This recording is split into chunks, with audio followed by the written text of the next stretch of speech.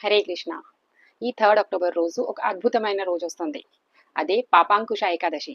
ఈ రోజు మీ అకౌంట్ మొత్తం క్లోజ్ అయిపోతుంది. భయపడకండి, మీ బ్యాంక్ అకౌంట్ కాదు, మీ పాపాలు చేసిన అకౌంట్.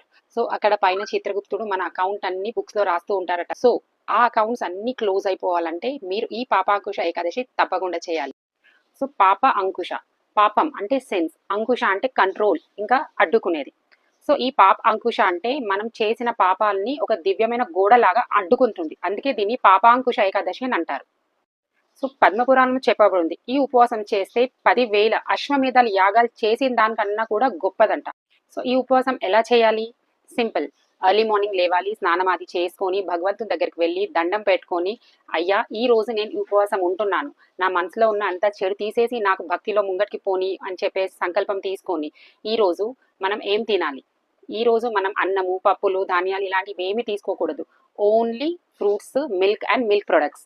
లేదు మనం తట్టుకోలేము అనుకుంటే ఏకాదశి ఫుడ్ ఉంటుంది. ఇంకా ఈ రోజు ఏం చేయాలి? ఖచ్చితంగా భగవద్గీత, భాగవతంలోని శ్లోకాలు చదివాలి. నెక్స్ట్ వచ్చేసి మోస్ట్ ఇంపార్టెంట్, హరినామ జపం చేయాలి. So may this Papankusha Ekadashi stop your all sins and lead you to Krishna's lotus feet. Always chant Hare Krishna and be happy.